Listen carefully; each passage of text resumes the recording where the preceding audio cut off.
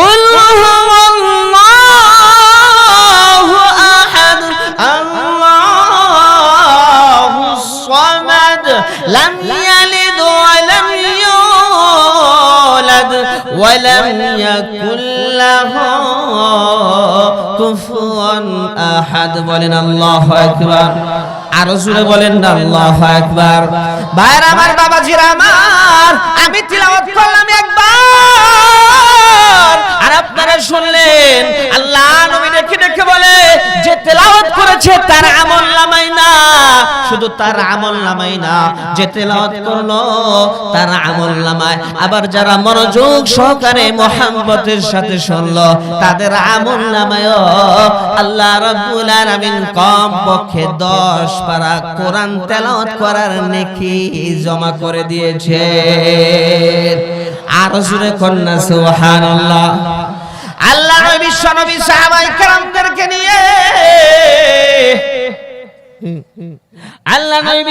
সাহাবায়ে কেরামদেরকে নিয়ে তাবুকের ময়দানে আসেন।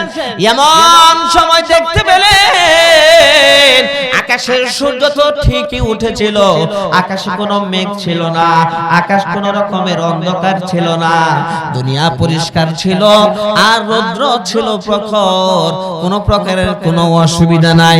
রৌদ্র ছিল কঠিন, আকাশ পরিষ্কার, কোনো মেঘ নাই, কঠিন রোদ, আকাশ পরিষ্কার, স্পষ্ট ভাবে সূর্য দেখা যাচ্ছে। হঠাৎ করে মনে হলো কে যেন সূর্যটাকে আড়াল করে দুনিয়াটা অন্ধকার করে ফেললো। আল্লাহ নবী তাকে দেখলেন, হঠাৎ করে জিবরাইল আলাইহিস সালাতু ওয়াস সালাম নাজিল হচ্ছেন। সুবহানাল্লাহ কয় না? আর জোরে কোন না সুবহানাল্লাহ। জিবরাইল আলাইহিস সালাতু ওয়াস সালাম নাজিল হন। আল্লাহ নবী দেখে বলেন, ও জিবরাইল, আকাশ তো পরিষ্কার পরিচ্ছন্ন ছিল, প্রখর রৌদ্র ছিল, কোনো মেঘাচ্ছন্ন ছিল না, এখনই তো আলো ছিল, আবার মুহূর্তের মধ্যে নাই হয়ে গেল। কেন হইল? এই সকল আগে গোশে দিল বায়াদ শুনুন, গোশে গুল এই জানা দরদ হেসে শুন, গোশে গুল বা জুমলা হাইওয়ান হামদামাস, গোশে দিল মখসুসে না সালাদমাস। মুখস্থ? আলহামদুলিল্লাহ বলে। আর জোরে কর, বাংলা বলে দেই। দিলের কানে কথাগুলি শোনো ভাই, দিলের কানে কথাগুলি শোনো ভাই, মাটির কানে কথা শুনে ফায়দা নাই, মাটির কান তো সবার আছে দেখা যায়, দিলের কানে শুধু মানুষ শুনে জানা যায়। এই সকল গোশে দিল বায়াদ শুনুন, গোশে গুল এই জানা দরদ হেসে শুন, গোশে গুল বা জুমলা হাইওয়ান হামদামাস, গোশে দিল মখসুসে না সালাদমাস। বলেন আল্লাহু আকবার। আর জোরে বলেন আল্লাহু আকবার। জিবরাইল আলাইহিস সালাতু ওয়াস সালাম মুস্কি মুস্কি আসেন। আল্লাহ নবী দেখে বলেন, জিবরাইল মুস্কি মুস্কি করে কেন হাসো? জিবরাইল আলাইহিস সালাতু ওয়াস সালাম বললেন, মাতা মুআবিয়া ইবনে মুআবিয়াতুল লাইসি, ইয়া রাসূলুল্লাহ, ইয়া হাবিবাল্লাহ, আপনি তাবুকে এসেছেন আর আপনার সাহাবী মুআবিয়া ইবনে মুআবিয়া লাইসি মদিনাতুল মুনাওয়ারার মধ্যে ইন্তেকাল করেছে। আল্লাহ নবী দেখে বলেন, জিবরাইল আমার সাহাবী মদিনার মধ্যে ইন্তেকাল করেছেন, এটা তো দুঃখের কথা, এটা তো সুখের কোনো কথা না, তুমি কেন মুস্কি মুস্কি হাসলে?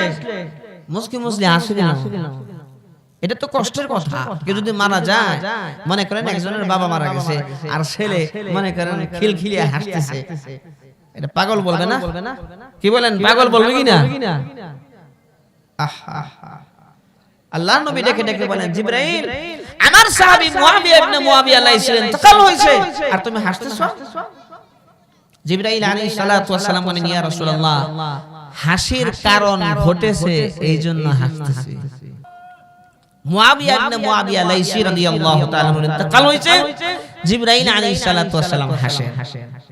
ভাই তুমি হাসলা কেন? হাসলা কেন? কই ইয়া রাসূলুল্লাহ হাসির কারণ আছে। কি কারণ? হাসির কারণ হলো আপনার সাহাবী মুআবিয়ার ইন্তেকাল হয়েছে আর আপনার এই সাহাবীর জানাজার নামাজে অংশগ্রহণ করার জন্য ৭০,০০০ ফেরেশতা নামতেছে আসমান থেকে আপনার এই সাহাবীর জানাজায় অংশগ্রহণ করার জন্য। এক দুইজন ফেরেশতা না, ৭০,০০০ ফেরেশতা নাযিল হইতেছে। ইয়া রাসূলুল্লাহ ইয়া হাবিবাল্লাহ আপনি দেখেছেন আকাশে কোনো মেঘ নাই, আকাশ তো পরিষ্কার পরিচ্ছন্ন ছিল, কিন্তু হঠাৎ করে সূর্যের আলো কোথায় চলে গেল? ওগো নবীজি ফেরেশতারা যে আসমান থেকে নামতেছে, ফেরেশতাদের নূরের পাখার আড়ালে পড়ে সূর্যের আলো দুনিয়ার জমিনে আসতেছে না। আল্লাহ নবীর একরাম জিবরাইল আমার সাহাবী মুআবিয়া ইবনে মুআবিয়ার এত দাম কেমনে হইল? এত দাম কোন আমলের কারণে হলো? আল্লাহর নবীকে জিবরাইল আলাইহিস সালাতু ওয়াস সালাম বলেন ওগো নবীজি মুআবিয়ার একটা আমল সবচাইতে বেশি। কয় কি আমল?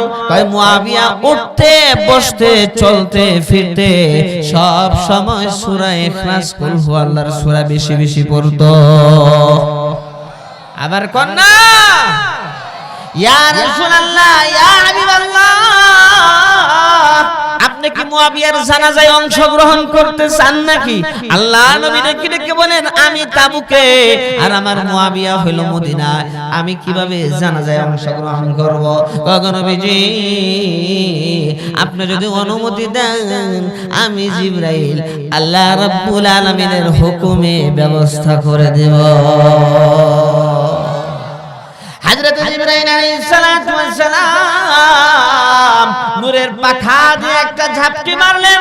তাফসীর ইবনে কাসীরের মধ্যে লেখা আছে নূরের পাখা দিয়ে যখন ঝাপটি মারলেন মুআবিয়ার লাশের যে খাট আল্লাহর নবীর সামনে এসে হাজির হয়ে গেল।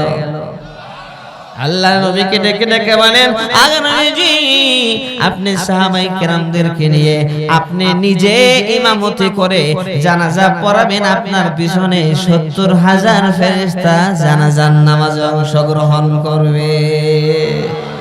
পড়ুন আমার সাথে কুল হুয়াল্লাহু আহাদ আল্লাহুস সামাদ লাম ইয়ালিদ ওয়া লাম ولم يكن له كفوا احد الله اكبر। এই যে দুইবার পড়া হলো 20 পারা কোরআন পড়ার সওয়াব আপনাদের আমলনামায় লেখা হলো।